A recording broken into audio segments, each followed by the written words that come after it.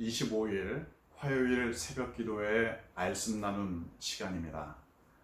특주가 없어서 아쉬워하시는 분들도 계실지 모르겠지만 제가 준비가 좀 필요하기 때문에 준비될 때 또 특주를 하도록 하겠습니다. 오늘 우리에게 주시는 하나님 말씀은 데살로니가 전서 3장 말씀입니다.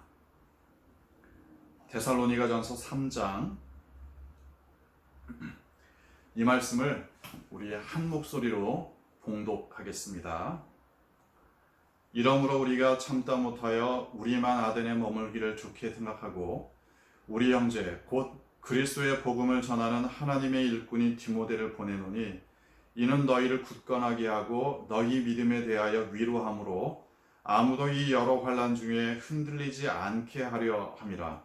우리가 이것을 위하여 세움받은 줄을 너희가 친히 알리라. 우리가 너희와 함께 있을 때에 장차 받을 환난을 너희에게 미리 말하였는데 과연 그렇게 된 것을 너희가 아느니라.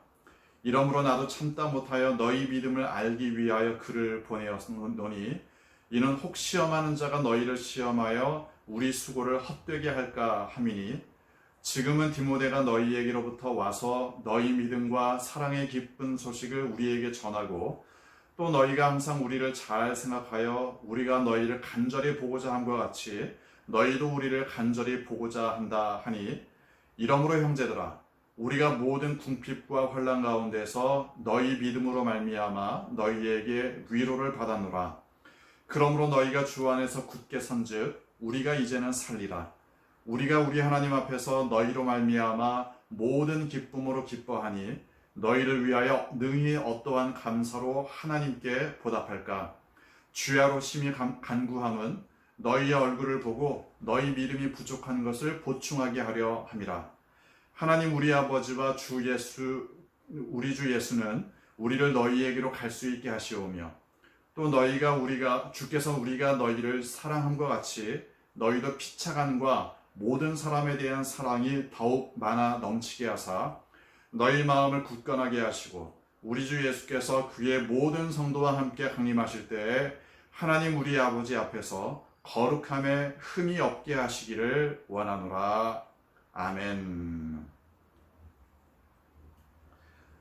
사도 바울이 데살로니가 교회에 여러 가지 칭찬을 했습니다. 하지만 칭찬을 했음에도 불구하고 데살로니가 교회가 문제가 없는 것은 아니었던 거죠. 사실 대부분의 교회가 그렇습니다. 완전한 교회도 없고 또 완전히 문제만 있는 교회도 또 없을 겁니다. 아무리 훌륭한 교회도 부족한 점들이 있을 것이고 또 아무리 문제가 많아 보이는 교회도 그나마 좀 잘하는 것들이 있을 수 있습니다. 데살로니가 교회는 그래도 칭찬을 많이 받는 교회였습니다. 그럼에도 중요한 약점이 한 가지가 있었는데 그게 뭐냐 하면은 믿음의 뿌리가 깊지 않았다. 사도 바울이 직접 복음을 전해서 교회를 세웠지만 아직 데살로니가에 있는 교회는 굳건히 세워진 교회는 아니었습니다. 비록 사도 바울이 데살로니가 교회에서 열심히 복음을 전했지만 사도 바울이 떠난 뒤에는 이 사람들이 이거 사도 바울이 말한 그 말씀이 이런 뜻이었나 저런 뜻이었나 이렇게 좀 헷갈릴 수 있지 않겠습니까? 또 그럴 때 틈타고 들어와서 그건 이런 거다 마치 자신의 생각을 사도 바울의 생각인 것처럼 자신의 생각을 예수 그리스도의 생각인 것처럼 둔갑시키는 사람들이 있지 않았겠습니까? 그러니까 사도 바울이 그런 문제를 잘 알았기 때문에 걱정이 됐습니다. 데살로니가 교회가 좋기는 좋은데 믿음의 연주가 좀 짧다. 쉽게 흔들릴 수 있다. 이걸 좀 어떻게 바로잡을 수 있을까? 여기에 대해서 고민을 하다가 1절 참다 못하여 2절 중반부 디모데를 데살로니가 교회에 보냅니다. 데살로니가 교회에 디모데를 보낸 이유는 이겁니다. 2절 후반부를 보면 너희를 굳건하게 하고 너희 믿음에 대하여 위로함으로 3절 아무도 이 여러 환난 중에 흔들리지 않게 하려 함이다. 디모데를 보내서 좀 연약한 데살로니가 교회의 믿음을 굳건하게 잡아주는 것, 특별히 환난 중에도 흔들리지 않도록 붙잡아주는 것, 이게 중요한 목적이었습니다. 그런데 또 한 가지가 있었죠. 5절 보면 너희 믿음을 알기 위하여 그를 보내었다. 이게 다 같은 말이라고 볼 수도 있는데, 사도 바울은 데살로니가 교회의 믿음의 상황을 알고자 했습니다. 그러니까 뭘 알아야 거기에 대해서 권면도 하고 또 그것에 대해서 뭔가 책망도 할 수가 있었겠죠. 디모데를 데살로니가 교회에 보낸 이유는 이렇게 분명했습니다. 연약한 믿음을 굳게 붙잡아주고 또 믿음의 상황에 대해서 좀 잘 알 수 있도록 디모데를 보냈습니다. 그리고 이제는 디모데가 돌아와서 그 모든 전후 상황을 바울에게 알려줬습니다. 6절 말씀이 그런 내용이죠. 지금은 디모데가 너희에게로부터 와서 너희 믿음과 사랑의 기쁜 소식을 우리에게 전하였다. 또한 너희가 항상 우리를 잘 생각하여 우리가 너희를 간절히 보고자 한 것 같이 너희도 우리를 간절히 보고자 한다. 이런 내용들을 사도 바울에게 전달했다는 거죠. 그리고 이것 때문에 사도 바울은 위로를 받습니다. 7절 마지막 부분을 보면 너희 믿음으로 말미암아 위로를 받았다. 그런데 사도 바울이 위로를 받은 상황이 그냥 한없이 좋은 상황이 아니었습니다. 7절 초반부를 보면 우리가 모든 궁핍과 환난 가운데에서 위로를 받았다. 환난과 궁핍 가운데 있었지만 그게 해결돼서 위로를 받은 게 아니었습니다. 데살로니가 교회의 믿음이 굳건하다, 사랑이 풍성하다, 이런 이야기들을 들으면서 사도 바울이 위로를 받습니다. 진정한 믿음과 사랑이 우리의 위로의 근원이 되어야 합니다. 때로 우리 마음이 힘들 때가 있죠.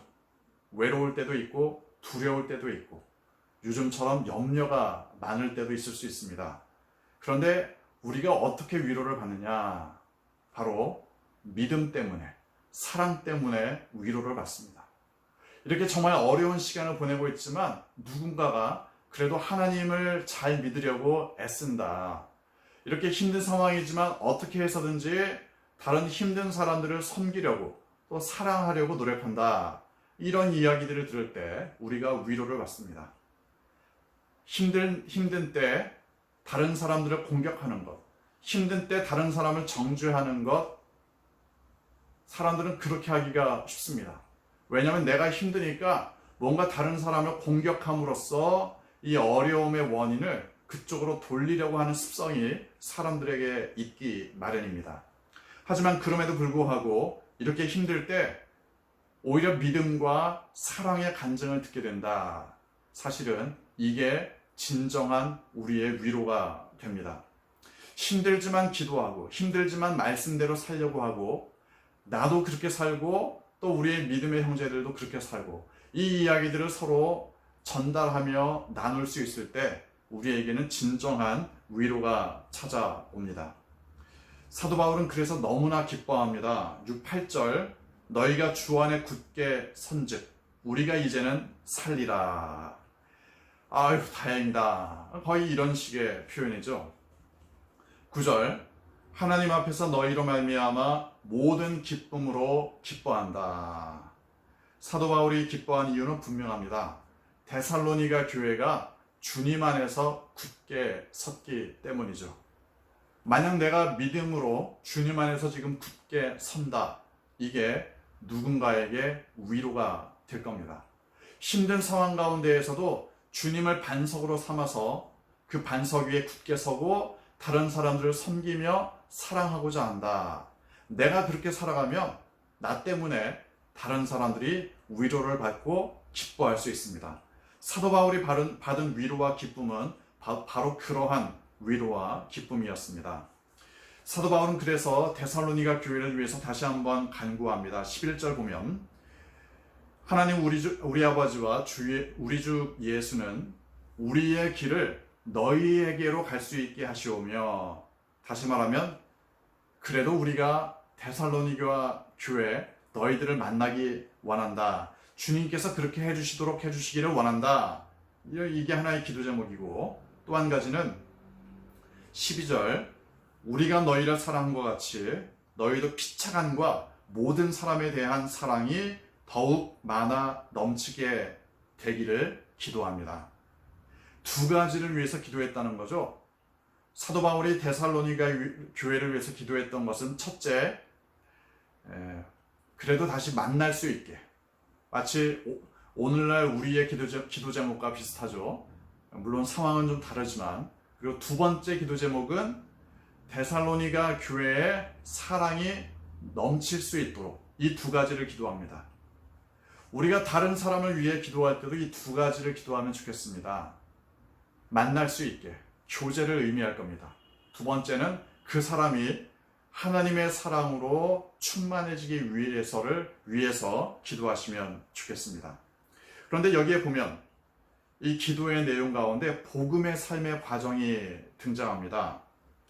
12절 마지막에 사랑이 더욱 많아 넘치게 하사, 사랑이 넘치는 삶을 살아간다는 것은 어떻게 되느냐? 13절 너희 마음을 굳건하게 하시고, 사랑이 넘쳐야 우리의 마음이 굳건해집니다.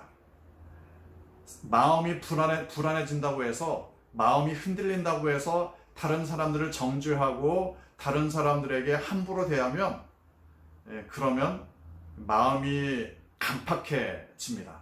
마음이 굳건해지는 것이 아니라 다른 사람을 정죄할 때는 우리의 마음은 강팍해집니다.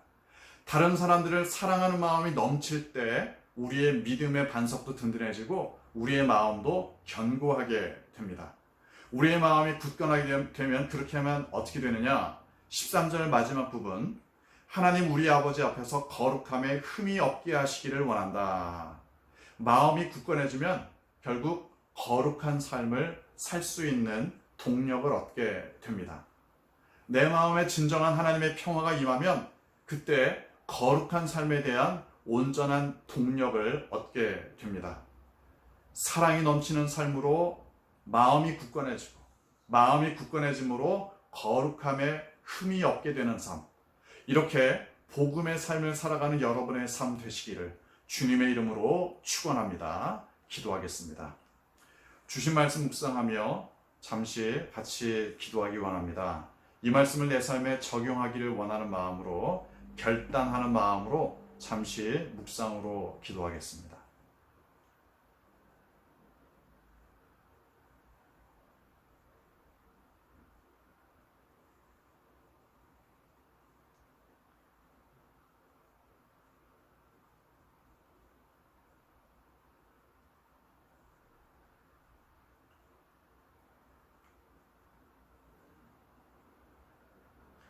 아버지 하나님, 우리에게 주님의 사랑을 풍성히 부어주셔서 우리의 마음도 견고해지며 굳건해지며, 그러므로 말미암아 거룩한 삶을 꾸준히 살아갈 수 있도록 우리를 인도하여 주옵소서.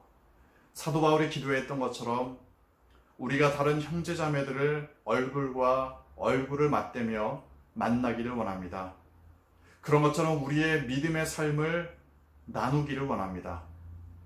코로나의 상황 가운데 전화로든지 문자로든지 어떠한 비대면의 방식으로든지 이렇게 나눌 수 있게 하여 주시고, 무엇보다도 우리의 마음에 사랑이 풍성히 넘칠 수 있도록 인도하여 주옵소서. 주님의 몸된 교회가 그렇게 굳건해지기를 원합니다. 주님의 사랑에 기초하여서, 십자가의 사랑 때문에 우리가 견고한 마음으로 어떠한 상황 가운데에서도 섬기며 사랑하며 믿음 가운데 살아갈 수 있도록 인도하여 주옵소서. 이 나라와 이 민족을 위하여 중보합니다. 코로나 바이러스에 걸린 사람들을 주님께서 치유하여 주시고, 걸릴까봐 과도하게 두려워하는 사람들을 위로하여 주시며, 이 병을 치료하기 위해 애쓰는 의료진들 주님께서 격려하여 주옵소서. 여러 가지 다른 문제들을 풀기 위해 애쓰는 공무원들에게 주님께서 새 힘을 더하여 주시며 지혜를 더딥혀 주옵소서. 아버지 하나님, 또한 세계와 열방을 주님께서 지켜주셔서 온 세상의 주인이 하나님이심을 드러내 주옵소서. 전염병과 전쟁과 기근과 정치 경제적인 혼란으로부터 지켜주시고, 특별히 온 세계에서 복음을 증거하고 있는 우리의 선교사님들, 오늘도 수많은 영혼들을 구원하며 하나님의 창조의 질서를 회복시키는 데에 쓰임받게 하여 주옵소서. 컴패션을 통해 우리와 연결된 아이들, 오늘도 하나님께서 그 아이들을 믿음으로 건강하게 양육하여 주옵소서. 또한 군에 가 있는 우리의 아들들, 멀리 출타 중인 성도들, 가족들과 떨어져 생활하는 성도들, 오늘도 하나님께서 눈동자와 같이 보호하여 주옵소서. 몸과 마음이 연약한 성도들 치유하여 주시고, 경제적인 어려움을 겪는 성도들 일용할 양식을 공급하여 주시며, 인생의 여러 가지 굴곡을 겪는 성도들에게 하나님의 위로와 하나님의 지혜를 더하여 주옵소서. 오늘도 하나님만을 의지합니다. 하나님의 말씀으로, 하나님의 사랑으로 승리하게 하여 주옵소서. 감사합니다. 사랑합니다. 예수님의 이름으로 기도합니다. 아멘. 오늘도 하나님의 사랑과 돌보심이 여러분과 함께 하시기를 소망합니다.